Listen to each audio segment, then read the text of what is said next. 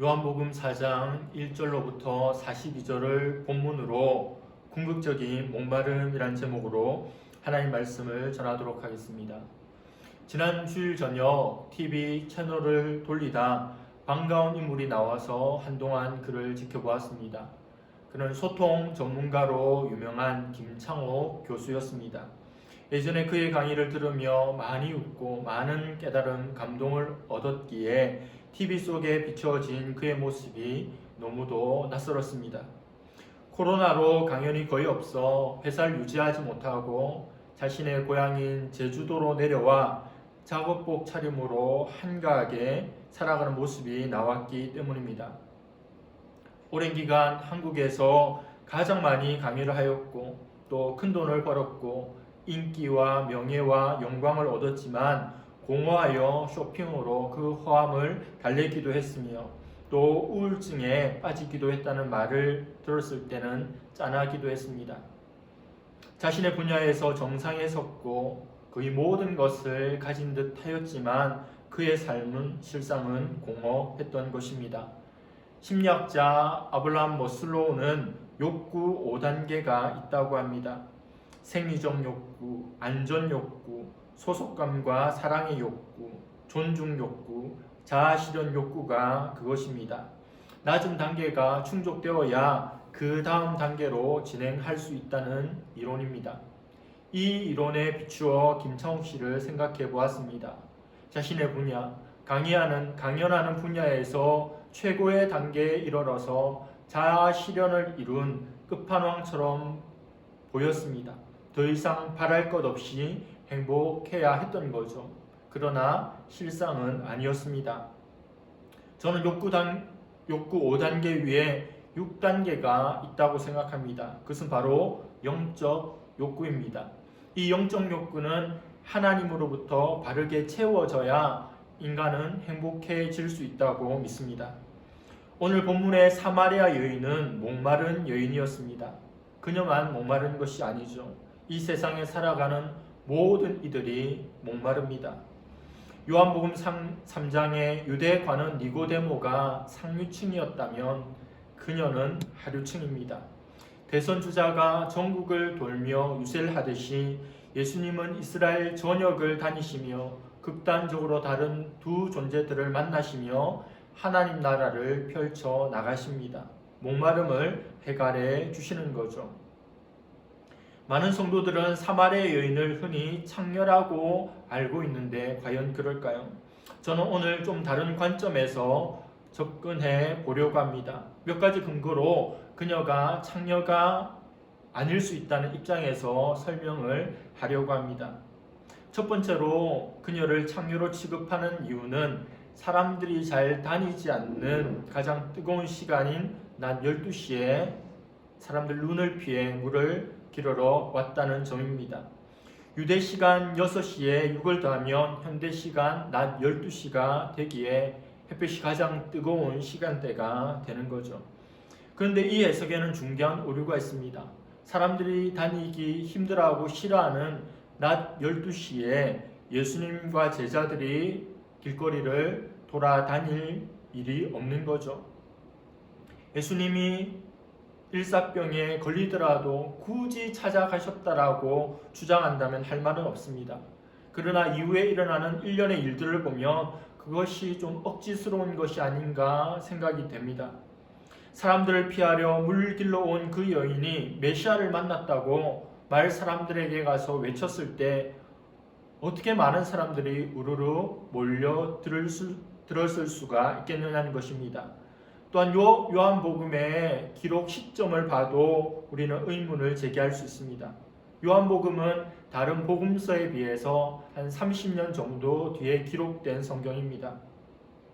다른 복음서들은 AD 60년경에 기록되었고 요한복음은 AD 90년경에 기록되었다고 추측합니다. 90년이라고 하는 것 참 의미 있는 때입니다. 왜냐하면 AD 70년경에 로마의 티토 장군에 의해서 유대가 망했습니다. 예루살렘 성전이 회파되고 로마의 지배를 받게 되었습니다. 유대의 시간과 날짜는 이제 로마의 것으로 바뀐 후였다는 말씀이죠. 그렇다면 말 그대로 예수님께서 사마리아 여자를 만나신 6시는 저녁 6시로 보는 게 더 합리적입니다. 제자들이 먹을 것을 구하러 마을로 흩어졌다는 것도 이것을 뒷받침합니다. 또한 요한복음의 다른 구절들을 찾아보아도 금방 알 수 있습니다. 예수님께서 나사로에게 나아갈 때 하셨던 말씀입니다. 요한복음 11장 9절에 예수께서 대답하시되 낮이 12시가 아니냐 사람이 낮에 다니면 이 세상의 빛을 보므로 실족하지 아니하고, 이 말씀을 유대 시간을 기준으로 6시를 더한다면 저녁 6시여야 하는데 성경은 낮이라고 표현합니다. 그리고 예수님께서 십자가에 못 박히신 것을 기록하는 공관복음과 요한복음의 시간도 다릅니다. 이상의 내용들을 볼 때 요한이 사용했던 시간은 유대 방식이 아니라 로마 방식이었습니다. 그러므로 사마리아 여인이 창렬한 가정은 오해일 가능성이 높아집니다. 두 번째로 그녀의 남편이 5이었다는 점을 들어 그녀를 창녀로 봅니다. 그런데 그녀가 창녀라고 하는 가정은 성경시대 유대인들의 생활 문화를 이해하지 못한 것으로부터 추측된 것입니다. 당시에는 4대, 5대가 한 마을에 살았던 시족 공동체의 시기였습니다. 명예를 최고의 가치로 여기던 때였습니다. 당시의 창녀들은 마을 속에 들어와서 살 수 없었고 마을 밖에 거했으며 또 정상적인 가정을 이룰 수 없었던 거죠.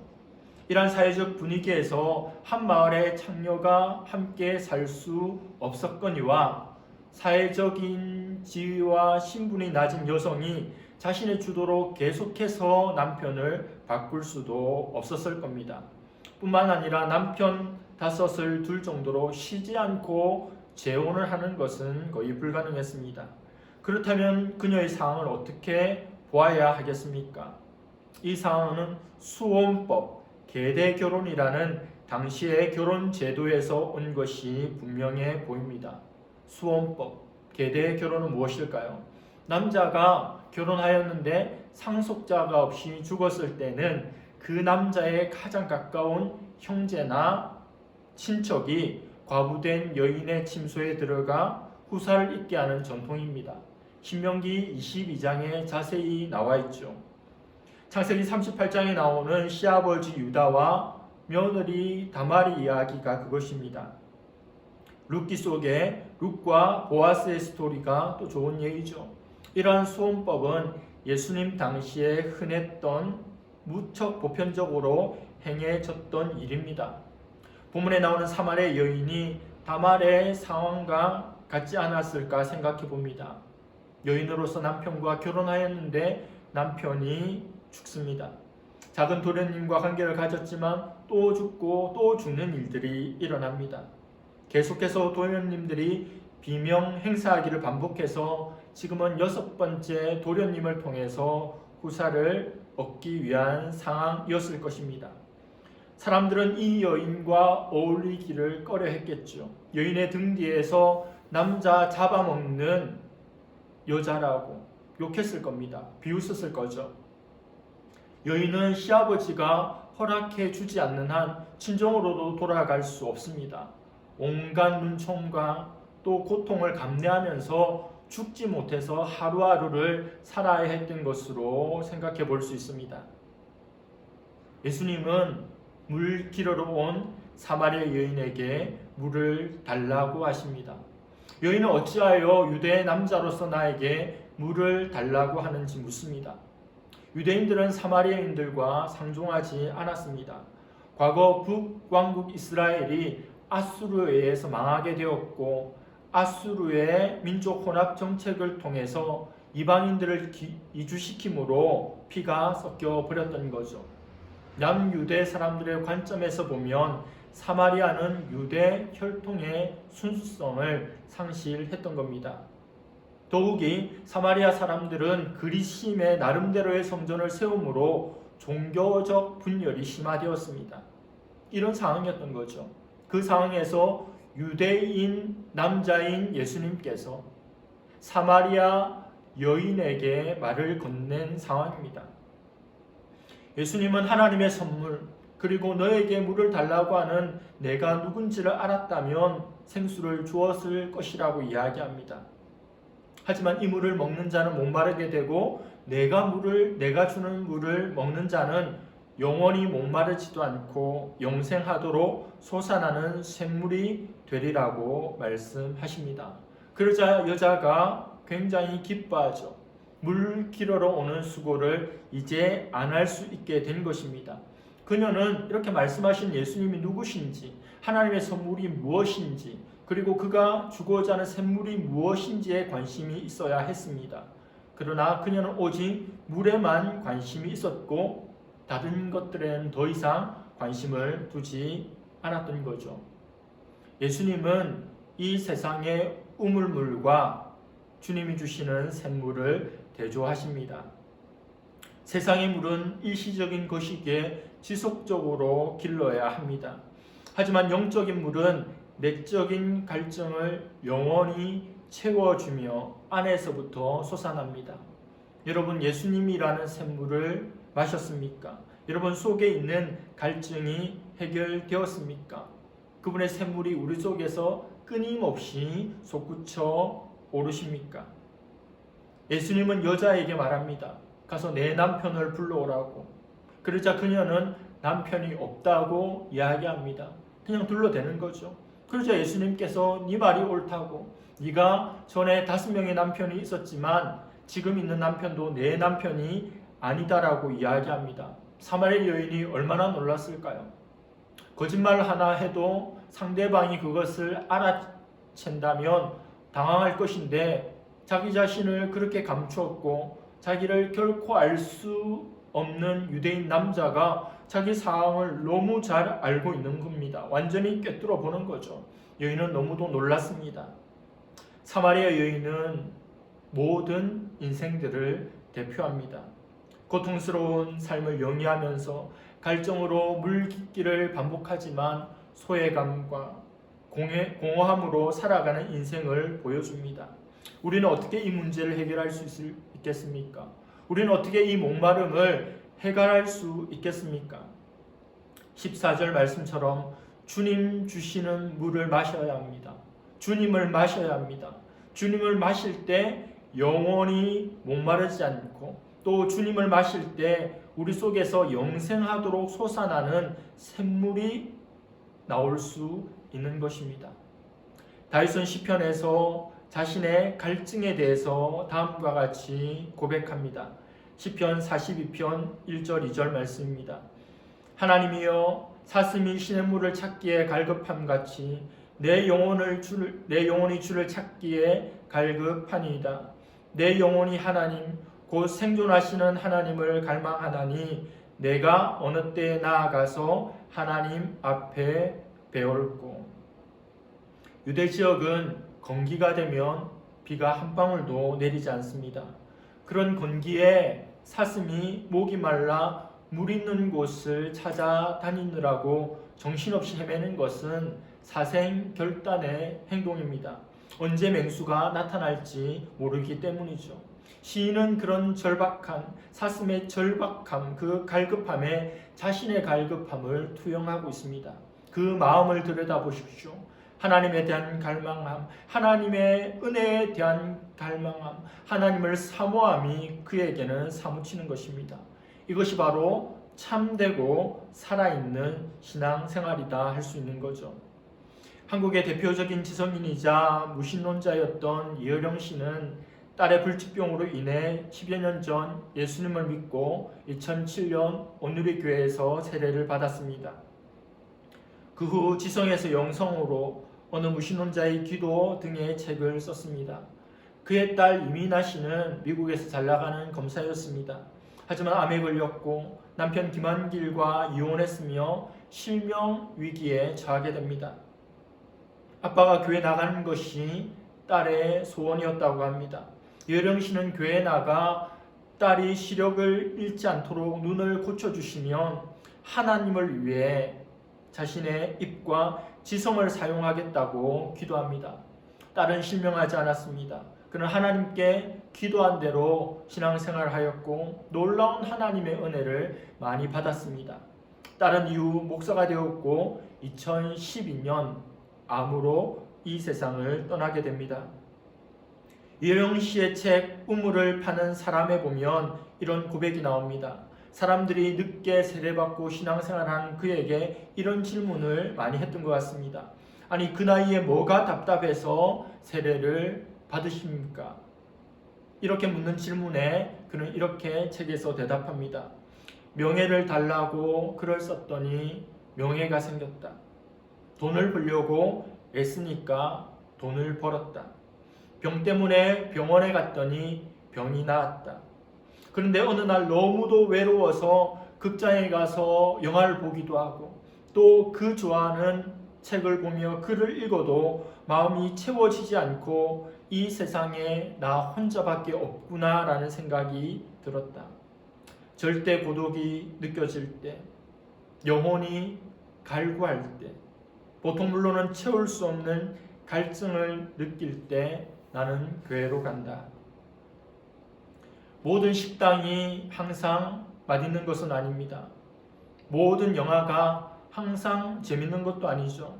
그러나 식당도 가고 극장에도 갑니다. 교회도 마찬가지 아닙니까? 교회 온다고 항상 은혜 받아 은혜로운 것은 아닙니다. 하지만 세상이 줄 수 없는 샘물, 이곳에서 마실 수 있습니다. 영생하도록 솟아나는 샘물로 목마름이 없는 우리가 되기를 바랍니다. 하버드 대학 심리학과 윌리엄 제임스 교수가 인간을 깊이 연구한 후 인간에게는 세 가지 자아가 있다고 발표합니다. 첫 번째는 물질적 자아입니다. 사마리아 여인에게는 물이 바로 이것에 해당합니다. 인간이 살아가는 데 필요한 모든 물질적인 부분이 먼저 충족되어야 하고 그것을 추구하는 자아라는 거죠. 두 번째는 사회적 자아입니다.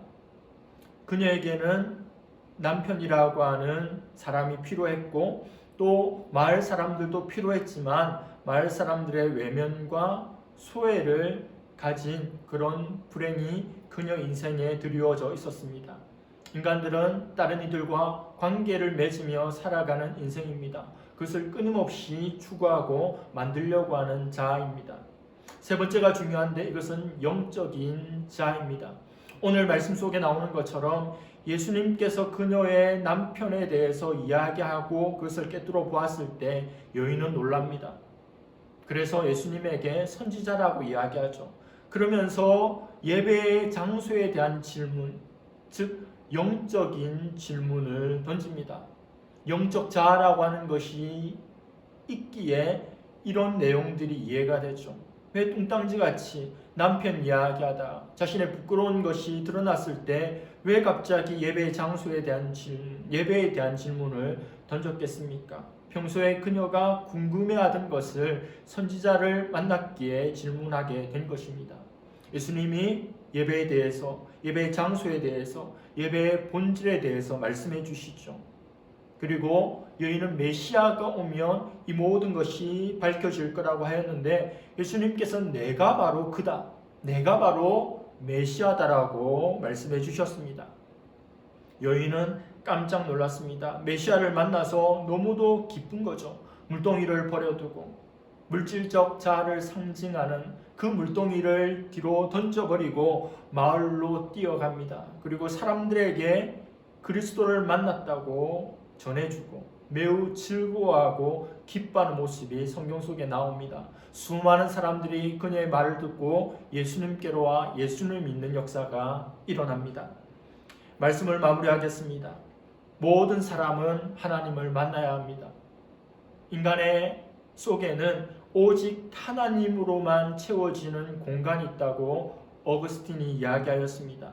그 영적인 필요를 하나님께서 채워주셔야 하고 하나님으로 채움받아야 합니다. 사람은 3단계 영적 필요가 채워지면 1단계, 2단계가 조금 부족해도 행복하게 살 수 있습니다. 반면에 1단계, 2단계만 있고 3단계 영적 자아가 채워지지 않는다면 언젠가는 공허하고 우울해질 것입니다. 나는 배울 만큼 배웠는데, 나는 가질 만큼 가졌는데, 나는 힘이 있을 만큼 있는데, 나는 충분히 멋있고, 나는 충분히 아름다운데, 왜 이렇게 속이 빈 것 같고, 자신이 작고 초라한지 모르겠다고 느낍니다. 어떻게 해야 할까요? 영생하도록 솟아나는 샘물을 만나야 합니다. 예수님을 만나야 합니다. 그래서 내 배에서 생수의 강이 흘러 넘쳐야 하죠. 그리고 날마다 영과 진리로 하나님을 예배하고 하나님과 동행하는 삶을 살아가야 합니다. 처음에 말씀드렸던 욕구의 단계 속에도, 그리고 마지막에 말씀드렸던 자아에도 마지막 가장 궁극적인 것은 영적인 것입니다. 여러분, 영적으로 목마르십니까? 다른 모든 것이 채워졌는데도 목마르십니까? 하나님께, 예수님께 나오시기를 바랍니다. 그분을 마시기를 바랍니다. 그분을 예배하시기를 바랍니다. 그 은혜 가운데 살아가는 저와 여러분들 될 수 있기를 간절히 바랍니다. 이 시간 한번 기도하기를 원합니다. 오늘 들었던 말씀 기억하시면서 기도하겠습니다. 우리에게 영적인 갈망이 있습니까? 영적인 추구함이 있습니까? 하나님 더 알고자 하고 하나님의 은혜 가운데 더 나아가고자 함이 우리 가운데 있기를 원합니다. 물질적, 사회적 필요, 욕구들을 채우는 것을 우선하는 것이 아니라 영적인 필요와 영적인 욕구에 민감하고 목마를 수 있는 우리가 되기를 원합니다. 우리의 목마름이 해갈되고 또 우리 배에서 생수의 강이 흘러넘침으로 우리 주위의 많은 이들에게 그 선한 영향력을 끼치는 저와 여러분들 될 수 있기를 간절히 바랍니다. 이런 제목을 한번 기도하도록 하겠습니다.